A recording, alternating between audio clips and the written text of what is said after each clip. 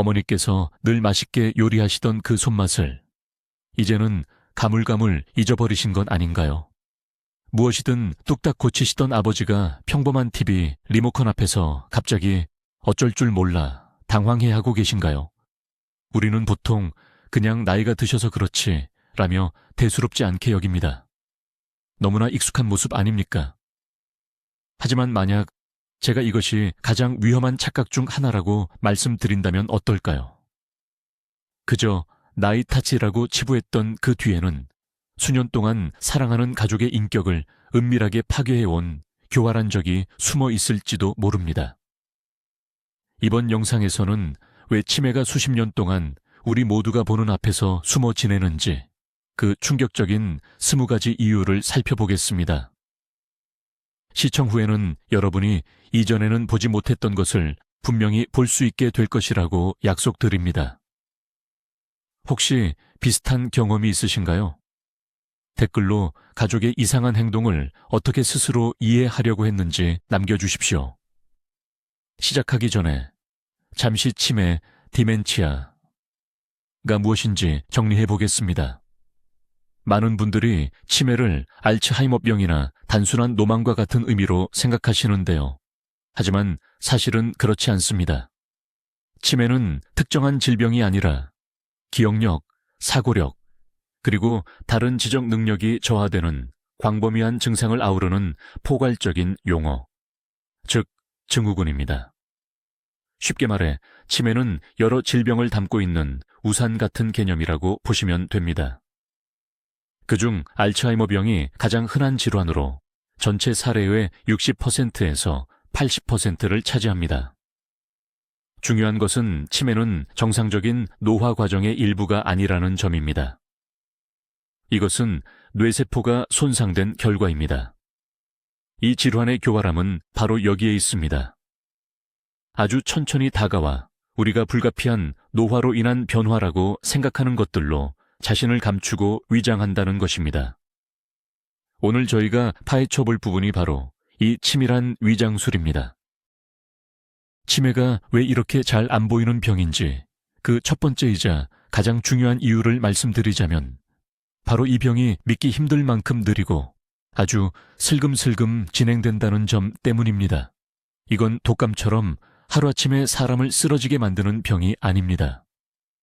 변화가 수년, 때로는 수십 년에 걸쳐 아주 미세하고 작은 걸음으로 일어납니다. 오늘은 열쇠를 어디에 뒀는지 깜빡하고 한 달 뒤에는 옆집 이웃 이름이 가물가물해집니다. 또 반년쯤 지나서는 전자레인지를 어떻게 써야 하는지 헷갈리기도 하죠. 이런 일들 하나하나는 별것 아닌 작은 일처럼 보입니다. 누구나 다 겪는 일이잖아 하고 대수롭지 않게 넘겨버리죠. 우리는 이런 사소한 변화들에 맞춰서 적응하고 익숙해집니다.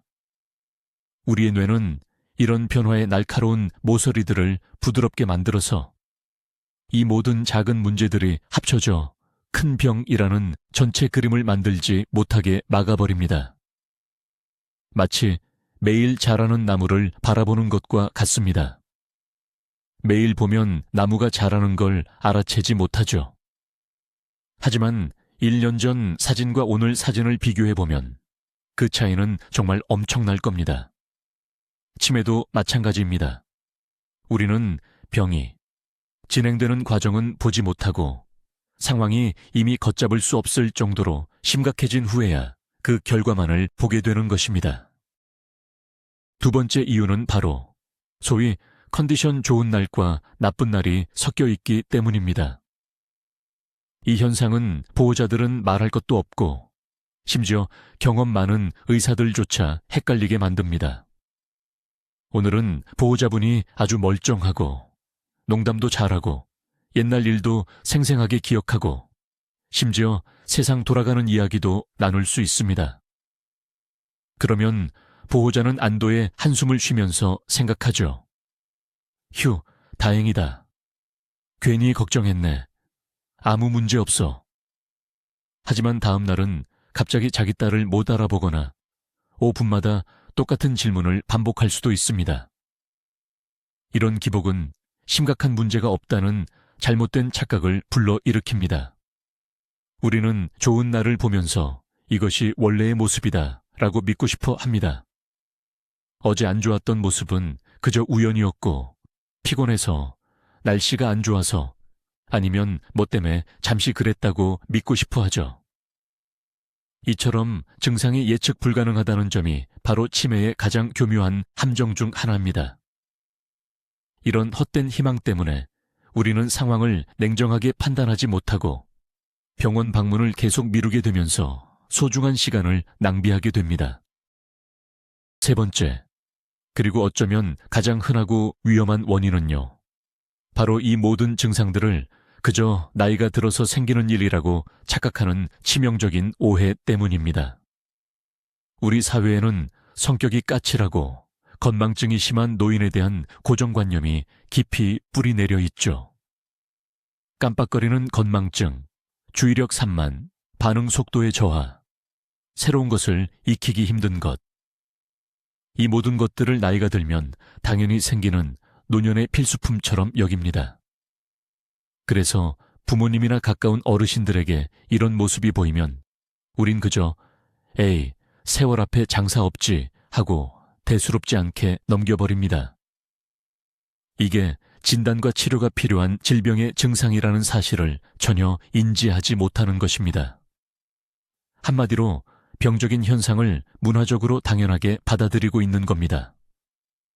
스스로 잘못된 진단을 내리고 우리 자신과 가족을 안심시키려고만 하는 거죠. 이런 태도 때문에 우리는 정상적인 노화로 인한 두뇌 기능 저하와 뇌를 망가뜨리는 병적인 과정 사이에 엄청난 차이를 보지 못합니다. 이 둘의 차이는 정말로 큽니다. 안경을 어디에 두었는지 깜빡하는 것과 애초에 안경이 왜 필요한지 자체를 잊어버리는 것은 하늘과 땅 차이니까요. 네 번째 이유는 앞서 말씀드린 내용과 깊이 연결되어 있습니다. 우리는 종종 어르신들의 행동 변화를 단순히 성격이 나빠졌다거나 고집이 세졌다고 치부해버립니다. 사람이 더 짜증을 많이 내거나 의심이 많아지거나 고집이 세지기도 하고 반대로 모든 것에 무관심하고 무기력해지기도 하죠. 우리는 원래 성격이 좀 까다로웠는데 나이가 드니 더 심해졌다라고 말합니다. 또는 그냥 인생이 지쳐서 모든 흥미를 잃은 거야 라고 단정 짓기도 합니다. 하지만 이런 인격 변화들이 사실은 뇌의 기질적인 손상, 즉 뇌 자체의 문제로 인해 발생한 것일 수 있다는 생각은 쉽게 하지 못합니다. 예를 들어 전두엽이 손상되면 자제력을 잃고 눈치나 공감 능력이 떨어질 수 있습니다.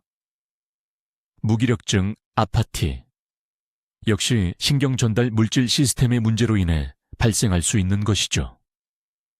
우리는 원인이 순전히 생리적인 것인데도 자꾸 심리적인 이유를 찾으려고 애씁니다.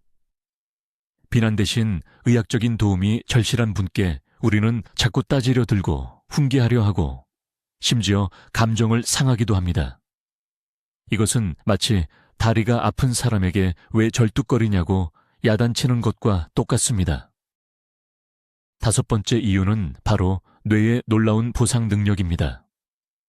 특히 초기 단계에서 치매를 겪는 분들은 자신의 문제를 감추기 위해 무의식적으로 여러 가지 요령과 전략을 만들어냅니다. 이들은 메모장에 모든 것을 기록하고 집안 곳곳에 알림 스티커를 붙입니다. 또한 자신의 부족함이 드러날 수 있는 복잡한 대화나 상황은 피하려고 합니다. 말이 생각나지 않을 때는 능숙하게 화제를 돌리거나 농담으로 넘기고 심지어 질문을 못 들은 척하기도 합니다. 겉으로 보기에는 이것이 그저 깔끔한 성격이거나 뛰어난 정리정돈 능력으로 비칠 수 있습니다. 주변 가족들은 와, 저렇게 꼼꼼하게 모든 걸 다 챙기시네 하고 감탄할 수도 있습니다. 하지만 그들은 깨닫지 못합니다. 이 관리라는 것이 사실은 점점 낯설고 혼란스러워지는 세상 속에서 필사적으로 버티려는 몸부림이라는 것을요. 이러한 보상 심리의 가면은 너무나 설득력이 있어서 뇌의 내부적인 여력이 완전히 소진될 때까지 문제가 수년 동안 숨겨지는 경우가 많습니다. 여섯 번째 이유는 바로 가까운 가족들의 무의식적인 도움입니다. 우리는 사랑과 보살핌을 베푼다는 마음으로 오히려 문제 증상을 가리는 시스템의 일부가 되고 맙니다. 가족을 위해 모든 일을 대신해 주기 시작하는 것이죠. 어머니가 공과금 내는 방법을 잊으셨다면 괜찮아요. 제가 대신 내드릴게요. 아버지가 새 휴대폰 사용법을 어려워하신다면 제가 다 설정해드리고 누를 곳만 알려드릴게요. 우리는 잊어버린 단어를 대신 말해주고 문장을 마무리해주며 모든 집안일과 경제적인 문제를 우리가 다 맡아 처리합니다. 우리는 이것이 그분들의 삶을 편하게 해준다고 생각하고 어느 정도는 맞는 말입니다. 하지만 동시에 가족들이 뇌를 사용하고 노력해야 할 필요성을 빼앗는 행위입니다. 그리고 가장 중요한 것은 우리가 문제의 실제 심각성을 파악할 기회를 놓치게 된다는 점입니다. 우리는 그분들 주변에 실패를 막아주는 일종의 고치 초초원을 만들지만 동시에 질병의 증상을 감추는 셈이 됩니다. 환자는 이미 심각하게 방향 감각을 잃은 상태일 수 있지만 모든 필요가 충족되고 있기 때문에 이 문제가 겉으로 드러나지 않게 되는 것입니다. 일곱 번째 이유는 바로 우리 기억력이 작동하는 방식의 특성 때문입니다. 많은 종류의 치매, 특히 알츠하이머병에 걸리면 단기 기억력부터 먼저 손상됩니다. 하지만 그에 비해 장기 기억은 아주 오랜 시간 동안 멀쩡하게 남아있을 수 있습니다. 환자분은 아침 식사를 뭘 했는지 전혀 기억하지 못해도 자신의 어린 시절이나 전쟁 경험, 결혼식 날 같은 옛날 이야기는 아주 세세한 부분까지 생생하게 말씀하실 수 있습니다. 바로 이 부분이 저희를 헷갈리게 만듭니다. 우리는 그 생생하고 자세한 기억을 듣고는 저게 무슨 치매야, 오히려 나보다 기억력이 더 좋은 것 같은데 라고 오해하기 쉽습니다. 우리는 기억의 일부분만 남아있는 것을 보고 전체 인지 기능이 건강하다고 착각하는 겁니다. 이게 정말 흔하게 일어나는 실수입니다. 우리는 그분이 매 순간 현재를 잊어버리고 과거 속에서만 살고 있다는 사실에 큰 의미를 두지 않습니다. 이처럼 생생한 옛 기억의 조각들은 마치 정신이 맑은 것처럼 보이는 착각을 일으키지만 사실 새로운 정보를 저장하는 능력은 이미 오래전에 사라진 상태인 것입니다. 여덟 번째 이유는 사회적 기술의 유지 때문입니다. 초기 치매 환자들 중 상당수는 가벼운 대화는 능숙하게 이어나갑니다. 웃고 고개를 끄덕이고 안녕하세요. 오늘 날씨 참 좋네요 같은 익숙한 인사말을 자연스럽게 사용하죠. 이런 사회적 능력의 겉모습, 즉 표면적인 가면은 완벽할 수 있습니다. 길거리나 가게에서 짧은 대화를 나눈다면 그분에게 아무런 문제가 없다고 생각할 것입니다. 심지어 농담을 건네거나 분위기를 주도하는 사람처럼 보일 수도 있습니다. 하지만 문제가 드러나는 시점은 더 깊은 소통이 필요할 때입니다. 예를 들어 대화의 맥락을 따라가거나 자신의 의견을 말하거나 복잡한 정보를 분석해야 할 때이죠. 그러나 우리 대부분의 사회적 관계가 피상적인 경우가 많기 때문에 이러한 겉모습은 매우 오랫동안 유지될 수 있습니다. 매일 보지 않는 가까운 친척들조차도 이 사회적 마스크에 속아 넘어갈 수 있습니다. 그 이면에 숨겨진 모든 것을 앗아가는 공허함을 미처 알아채지 못하는 것입니다. 아홉 번째 원인은 바로 환자 본인의 두려움과 부인 후팅입니다. 마음속 깊은 곳에서 일종의 직감 같은 걸로 본인 스스로에게 뭔가 이상이 생겼다는 것을 느낍니다. 말이 잘 안 나오고 중요한 약속을 깜빡하고 기억력이 떨어졌다는 것을 스스로 알아차리는 거죠. 이것이 엄청난 공포심을 불러일으킵니다. 통제력을 잃을까봐 두렵고 가족들에게 짐이 될까봐 두렵고 자기 자신을 잃어버릴까봐 두려운 것입니다. 이 두려움 때문에 스스로를 지키려 합니다. 가장 쉬운 방어수단이 바로 부정, 즉 부인입니다. 나 아무렇지도 않아요. 당신들이 헛소리하는 거예요. 그냥 좀 피곤할 뿐이에요. 누가 자신의 실수를 지적하려고 하면 아주 공격적으로 반응할 수 있습니다. 자기 물건을 남들이 옮겨놨다거나 약속에 대해 미리 말해주지 않았다고 다른 사람을 탓하게 됩니다. 하지만 이것은 악의가 아닙니다. 자존심을 지키고 끔찍한 진실로부터 연약한 자신의 정신을 보호하려는 본능적인 시도인 것입니다. 10번째 이유는 앞선 이유와 정반대이면서도 연결되어 있습니다. 바로 가족들의 두려움과 부정 거부 때문입니다.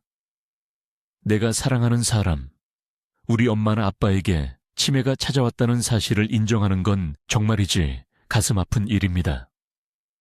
이는 그분이 예전 모습으로 돌아올 수 없다는 사실을 받아들여야 함을 의미하죠. 또한 힘든 간병은 물론 감당해야 할 정신적, 경제적 부담까지 함께 짊어져야 한다는 뜻이기도 합니다. 환자의 마음이 그렇듯 우리 보호자의 심리 역시 방어 기제를 작동시킵니다. 그래서 우리는 이 상황에 대해 다른 설명을 찾기 시작합니다. 그냥 우울증일 뿐이야. 비타민이 부족해서 그런 거지. 요즘 들어 게을러진 것뿐이야. 우리는 최악의 상황을 믿고 싶지 않습니다. 무서운 진단을 들을까봐 두려워서 병원 방문을 계속 미루는 거죠. 이 부정의 심리적 방어는 굉장히 강력할 수 있습니다. 때로는 진실이 너무 고통스러워 받아들이기 힘들기 때문에 가족들은 명백한 징후들을 외면하며 몇 년 동안 착각 속에서 살기도 합니다. 그리고 이렇게 모두가 동의하는 침묵의 부정은 적절한 시기에 도움을 받는데 또 하나의 큰 장벽이 됩니다. 11번째 이유, 그것은 바로 치매의 초기 증상에 대해 우리가 너무 모르고 있다는 점입니다. 대다수 사람들은 치매라고 하면 남을 알아보지 못하고 심지어 자기 이름조차 기억하지 못하는 완전히 말기 단계의 증상만 생각하고 기다립니다. 하지만 이보다 훨씬 이전에 나타나는 미묘한 초기 신호들은 그냥 지나쳐버리는 겁니다. 치매의 첫 증상이 반드시 기억력 상실이 아닐 수도 있다는 걸 우리는 잘 모릅니다. 예를 들어 후각이 둔해지거나 냄새를 잘 맡지 못하는 것일 수도 있습니다. 또는 계획을 세우는 능력에 문제가 생길 수도 있습니다. 갑자기 여러 가지 요리를 동시에 하는 것이 어려워진다거나 행동의 순서를 머릿속에서 정리하지 못하는 경우죠. 혹은 무기력증입니다. 전에는 아주 좋아했던 취미나 활동에 대해서도 완전히 흥미를 잃어버리는 무관심한 상태 말입니다. 우리는 이런 현상들을 뇌질환과 연결해서 생각하지 못합니다. 오히려 나이가 들어서 그렇겠지 같은 다른, 더 단순한 이유를 찾으려 하죠. 광범위한 교육과 홍보가 부족하다 보니 사람들은 애초에 무엇을 주의 깊게 살펴야 하는지 자체를 모르고 있습니다. 마치 불이 활활 타오를 때까지 기다릴 뿐 코앞에서 나는 영이 냄새는 전혀 맡지 못하는 것과 같습니다. 12번째로 우리가 특별히 주목해야 할 이유는 바로 기억력과 상관없는 치매 증상들에 초점을 맞추는 것입니다. 우리는 흔히 치매하면 무조건 기억 상실부터 떠올리곤 하지요. 하지만 꼭 그렇지만은 않습니다. 치매에는 여러 종류가 있으며 어떤 종류는 기억력 문제가 아주 늦은 단계에 가서야 나타나기도 합니다. 예를 들어 전두측두엽 치매의 경우는 성격이나 행동의 변화가 가장 먼저 나타납니다. 환자는 충동적으로 변하거나 무례해지고 타인에 대한 공감 능력을 잃어버리며 이상하고 비논리적인 행동을 할 수도 있습니다. 또한 루이소체 치매에서는 생생한 시각적 환각을 겪거나 파킨슨병과 유사한 운동장애가 동반될 수도 있습니다. 이러한 증상들은 우리가 흔히 아는 깜빡하는 노인의 모습과는 거리가 멀기 때문에 종종 조현병이나 양극성 장애 같은 정신질환으로 오해받기 쉽습니다. 결국 환자는 도움이 되지 않을 뿐만 아니라 오히려 증상을 악화시킬 수 있는 잘못된 치료를 받게 될 위험이 있습니다. 13번째 이유는 바로 공간 지각 능력, 즉 방향 감각에 문제가 생기는 것입니다. 이 증상은 가장 교활하면서도 알아차리기 힘든 초기 증상 중 하나입니다. 환자는 아주 익숙한 장소에서도 방향을 찾기가 어려워집니다. 30년 동안 다녔던 단골 가게에 가는 길에 길을 잃을 수도 있고, 심지어 집 안에서도 화장실을 한참 동안 찾기도 합니다. 또 다른 차들과의 거리를 정확히 계산할 수 없어서 주체 큰 어려움을 겪기도 합니다. 우리는 흔히 이런 일들을 주의가 산만해서 혹은 나이 들어서 생긴 단순한 건망증이라고 넘어가기 쉽습니다. 잠깐 딴 생각하다가 자기 회전 구간을 지나쳤겠지, 누구에게나 있는 일이야 라며 대수롭지 않게 여기는 것입니다. 하지만 사실 그 이면에는 공간 정보를 처리하는 뇌의 두정엽 기능에 심각한 장애가 생겼다는 것을 의미합니다.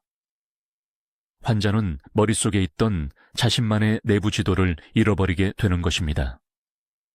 이러한 현상은 당사자에게 엄청난 두려움을 안겨주며 스스로 바깥 생활을 피하고 고립되게 만듭니다. 그 결과 외출 횟수가 줄어들게 되고, 이는 주변 사람들에게 이 문제를 더욱더 감추는 결과를 낳게 됩니다. 14번째 이유는 바로 실행 기능에 어려움이 생기는 것입니다. 이 실행 기능이라는 말이 조금 어렵게 들릴 수도 있지만 사실 이는 우리가 매일 하는 일들입니다. 예를 들어 계획을 세우고 결정을 내리고 여러 가지 일을 동시에 처리하는 능력 같은 것 말입니다. 초기 치매 환자에게서는 이러한 능력이 점차 약해지기 시작합니다. 이로 인해 자신의 재정 관리가 어려워집니다. 공과금이나 청구서를 내는 것을 잊어버리거나 반대로 이미 냈는데도 여러 번 내는 실수를 할 수도 있습니다. 요리 레시피를 따르거나 가구를 조립하는 설명서를 보는 것도 힘들어집니다. 순서대로 여러 단계를 밟아야 하는 일은 무엇이든 해결하기 어려운 문제로 변해버립니다. 가족들은 이러한 모습을 보고 환자가 게을러졌다거나 무책임해졌다고 오해하기 쉽습니다. 밀린 청구서나 어지러운 부엌을 보면서 환자에게 화를 낼 수도 있습니다. 하지만 이것이 게으름이 아니라 질병으로 인한 직접적인 결과라는 사실을 깨닫지 못하는 것입니다. 뇌가 논리적인 순서를 세우고 그 과정을 실행하고 통제하는 능력을 단순히 잃어버렸기 때문입니다. 많은 분들이 잘 생각하지 못하는 15번째 이유는 눈 자체의 문제가 아닌 시각 문제입니다. 안과에 가서 검사를 받아도 의사는 눈에는 아무 이상이 없다고 말할 겁니다. 하지만 이런 경우에도 심지어 아주 잘 아는 사람의 얼굴까지도 알아보는데 어려움을 겪게 됩니다. 색깔을 잘못 구분하거나 그림에 무엇이 그려져 있는지 이해하지 못할 수도 있습니다. 깊이나 거리를 가늠하기가 힘들어지면서 평평한 바닥에서도 넘어지거나 컵 옆으로 물을 흘리는 일이 잦아지기도 합니다.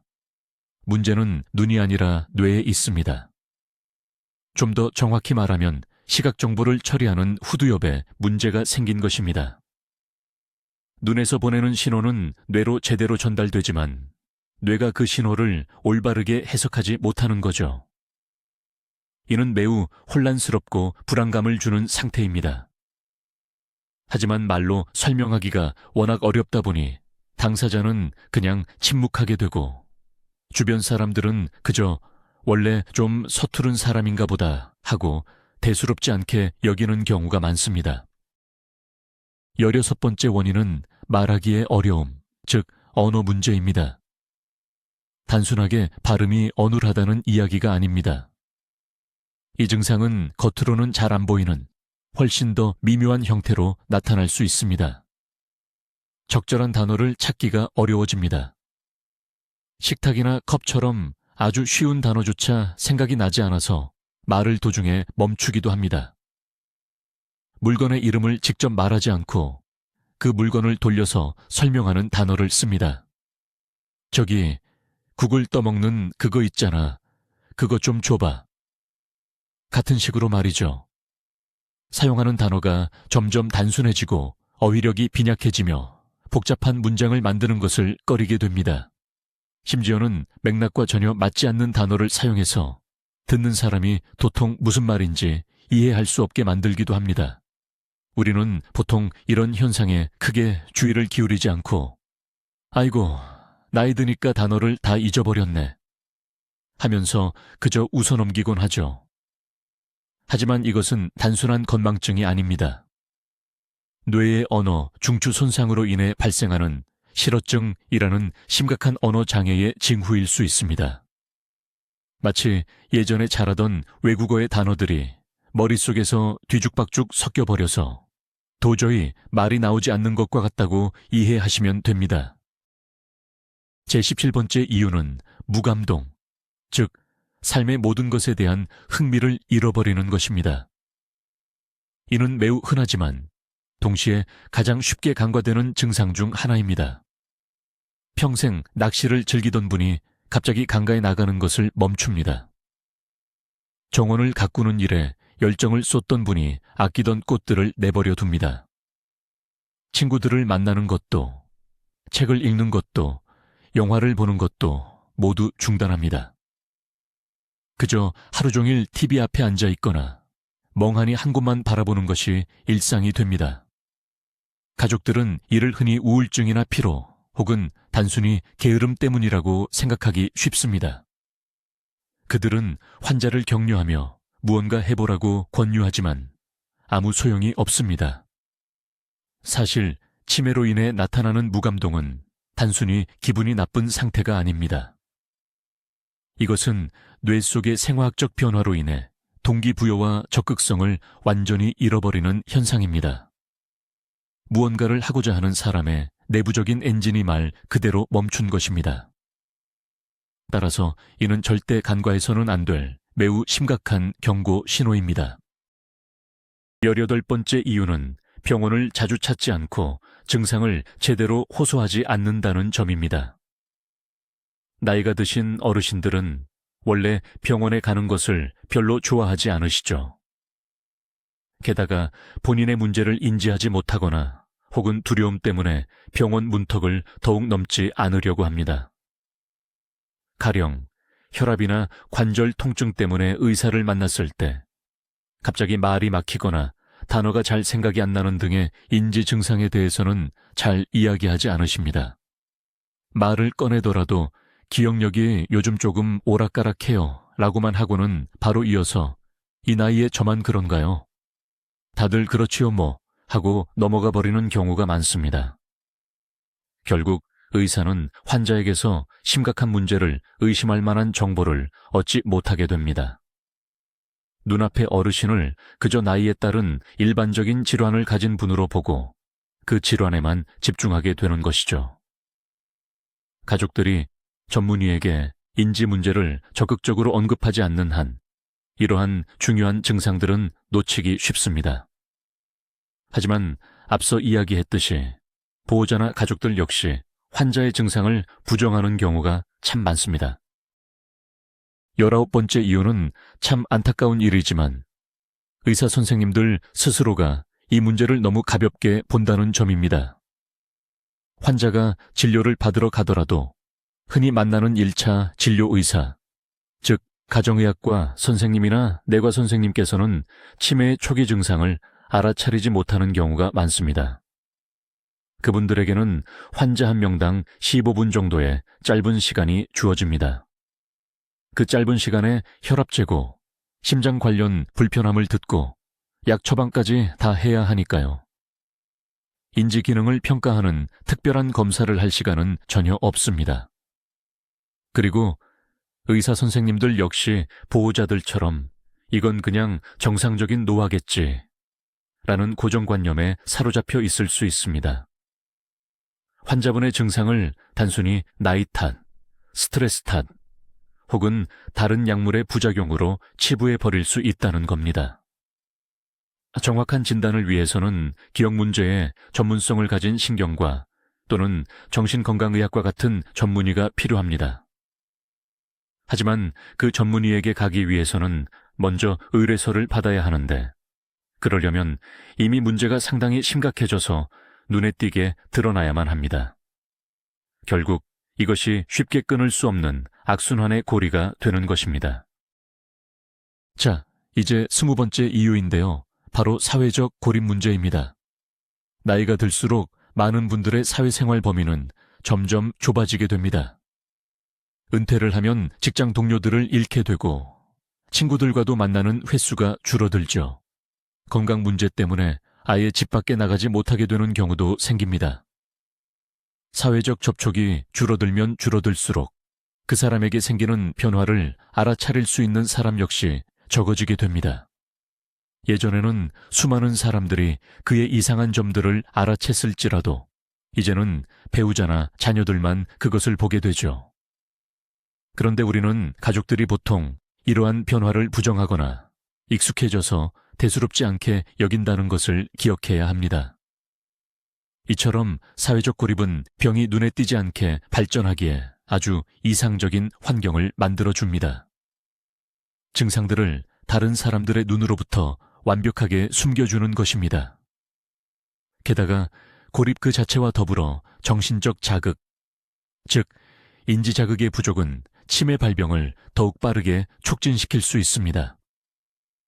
결국 고립은 병의 증상을 감추는 마스크 역할과 병의 발전을 가속화하는 촉진제 역할을 동시에 수행하는 셈입니다. 지금까지 저희는 치매가 수년 동안 숨어 지낼 수 있는 20가지 이유, 즉 20가지 가면에 대해 알아보았습니다. 여기에는 느린 발병 속도, 오락가락하는 증상 변화, 우리 스스로의 오해, 그리고 심리적 방어 기제 등이 포함됩니다. 이 요소들 각각은 따로 떼어놓고 보면 논리적이고 이해가 가는 것처럼 보입니다. 하지만 이 모든 것이 합쳐지면 우리 시대의 가장 무서운 질병 중 하나인 치매를 감추는 거의 완벽한 위장술을 만들어냅니다. 자, 이제부터가 아마도 가장 중요한 순간, 바로 핵심적인 반전입니다. 앞서 언급된 여러 증상들, 즉 무관심, 건망증, 산만함 등은 뇌에 되돌릴 수 없는 손상이 아닌 다른 충분히 치료 가능한 상태로 인해 발생할 수 있다는 점입니다.